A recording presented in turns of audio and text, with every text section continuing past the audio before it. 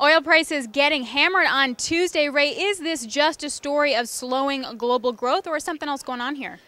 That is certainly part of the story, but we're also looking at currency fluctuations, bad numbers coming out of Asia, which was the linchpin to keep the bottom from falling out in 2008.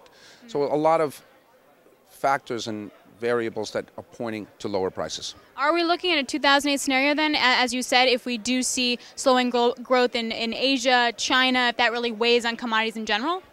We have to see if Asia can stop the fall as it did in 2008. But if we look at the base metals, look at copper, a good bellwether for industrial production, we're back at June of 2009 levels. That was after the steep falls. It's a different context now, so I have to look at that as maybe more downside to come. And then we look at the technical areas that happened in May of 2010, the first Greek bailout.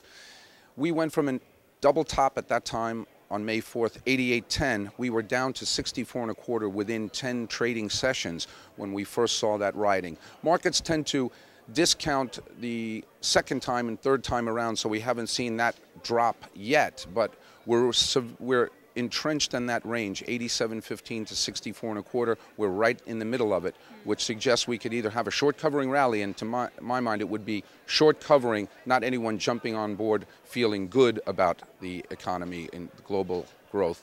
But we have $10 to go on the downside should we test those levels of May of 2010. Now, it could also be dragging oil markets lower today as Goldman Sachs lowered its WTI forecast from about 129 to 109, also Brent from 130 to 120. But that's like, you know, what, a $25 jump from where we are now, almost 30. How do we even get there?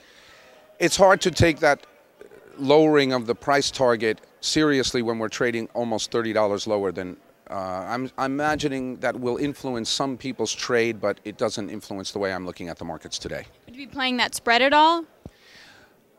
I feel that the Brent WTI spread will be narrowing as time goes by, as Libyan production gradually increases. But I think what we have to look for now is noise from OPEC about a production cut. That's how prices firmed up, along with some comeback from the 2008 levels in the fall of 2008. But OPEC and Saudi Arabia in particular, they have a much higher break-even point than they did in 2008 because of all the money that they had to promise to the population to quell the rioting that we saw earlier this year. It's somewhere around $80. So I'm thinking at some point we're going to hear some noise about production cuts. If we do, that will spur a short covering rally. Again, momentum people might jump on board, but I still think the focus is going to be on Europe and the exposure to the banks. And after Greece, we're going to have to look at Spain, and then the big one will be Italy. All right, so then real quick, would you be shorting here then until we get to that 64 level just in case?